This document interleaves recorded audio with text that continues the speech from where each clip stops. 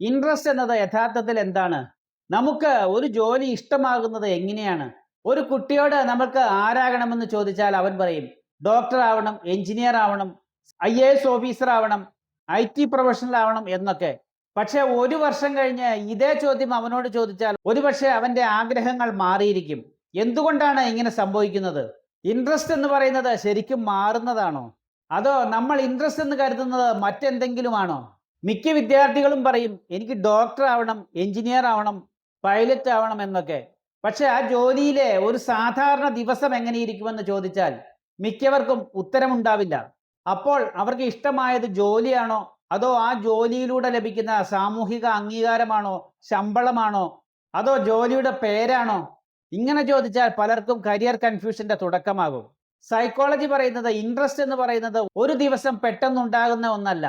അത് അനുഭവങ്ങളിലൂടെ വളരുന്നതാണ്. ഒരു സിനിമ കണ്ടിട്ടോ, അല്ലെങ്കിൽ ഒരു ഡോക്ടറുടെ ജീവിതം കണ്ടിട്ടോ, അല്ലെങ്കിൽ ഒരു യൂട്യൂബ് വീഡിയോ കണ്ടിട്ട് നമുക്ക് ചില പ്രൊഫഷനോട് ഇഷ്ടം തോന്നാം.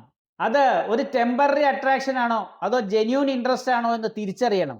ഇവിടെയാണ് ഹോളണ്ടിന്റെ കരിയർ തിയറിക്ക് പ്രാധാന്യമേറുന്നത്.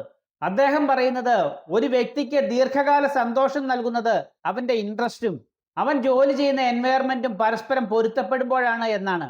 ഉദാഹരണമായി പറഞ്ഞാൽ ആളുകളുമായി സംസാരിക്കാൻ ഇഷ്ടപ്പെടുന്ന ഒരാളെ മണിക്കൂറുകളോളം ഒരു കമ്പ്യൂട്ടറിന് മുന്നിൽ ഇരുത്തിയാൽ അയാൾക്ക് ആ ജോലി ഇഷ്ടപ്പെട്ടെന്ന് വരില്ല. അതുപോലെ തന്നെ റിസർച്ച് ചെയ്യാൻ ഇഷ്ടപ്പെടുന്ന ഒരാളെ പബ്ലിക് സ്പീക്കിംഗ് പോലെയുള്ള ഒരു ജോലിയിലേക്ക് നയിച്ചാൽ അതും നേരെ വിപരീത ഫലമായിരിക്കും നൽകുന്നത്. അതുകൊണ്ട് ഇൻട്രസ്റ്റ് എന്നത് എനിക്ക് ഏതാണ് ഇഷ്ടം എന്നുള്ള ഒരു ചോദ്യം മാത്രമല്ല, ഏത് അന്തരീക്ഷത്തിലാണ് ഞാൻ സന്തോഷത്തോടെ ഇരിക്കാൻ ആഗ്രഹിക്കുന്നത് എന്നുള്ള ഡീപ്പായിട്ടുള്ള ഒരു അർത്ഥമാണ് കണ്ടെത്തേണ്ടത്. ഒരു കുതിരയോട് മരത്തിൽ കയറാൻ പറഞ്ഞാൽ ഒരു പരാജയമായിരിക്കും. പക്ഷേ ഓട്ടത്തിൽ കുതിരയെ വെല്ലാൻ അധികം ആരും ഉണ്ടായെന്ന് വരില്ല. ഒരു വിദ്യാർത്ഥിയുടെ കാര്യവും ഇതുപോലെയാണ്. ശരിയായ സ്ഥലത്ത് എത്തിയെങ്കിൽ മാത്രമാണ് അവന്റെ യഥാർത്ഥ കഴിവുകൾ പ്രകടിപ്പിക്കാനുള്ള ശക്തി അവന് ഉണ്ടാവുകയുള്ളൂ. അതിനാൽ ഒരു കരിയർ സെലക്ട് ചെയ്യുന്നതിന് മുമ്പ് എനിക്ക് എന്താണ് ഇഷ്ടം എന്ന് മാത്രം ചോദിക്കരുത്. ഈ ജോലി ചെയ്തുകൊണ്ട് മുന്നോട്ട് പോകുന്ന ജീവിതം എനിക്ക് ശരിക്കും ഇഷ്ടമാണോ എന്ന് ആഴത്തിൽ ചിന്തിക്കേണ്ട ഒന്നാണ്. ആ ഒരു ചോദ്യം ചിലപ്പോൾ ആദ്യം തീരുമാനിച്ച കരിയർ ഡിസിഷൻ ചിലപ്പോൾ മാറ്റിമറിച്ചേക്കാം. ഈ ഒരു കൺഫ്യൂഷൻ എല്ലാം മാറി കൃത്യമായ കരിയർ ക്ലാരിറ്റി ലഭിക്കുന്നിടത്താണ് യഥാർത്ഥ കരിയർ ഡയറക്ഷൻ മനസ്സിലാകുന്നത്. ഈ വീഡിയോ കരിയർ സെലക്ട് ചെയ്യാൻ ബുദ്ധിമുട്ടുന്ന ഓരോ വിദ്യാർത്ഥികൾക്കും അവരുടെ മാതാപിതാക്കൾക്കും ഷെയർ ചെയ്തോളൂ. നാളത്തെ വീഡിയോയിൽ നമുക്ക് പരിശോധിക്കാം, പാഷൻ എന്നത് യഥാർത്ഥത്തിൽ ജന്മന ഉണ്ടാകുന്നതാണോ, അതോ നമ്മൾ വളർത്തിയെടുക്കേണ്ടതാണോ?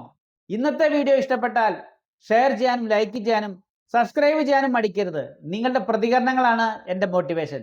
Thank you.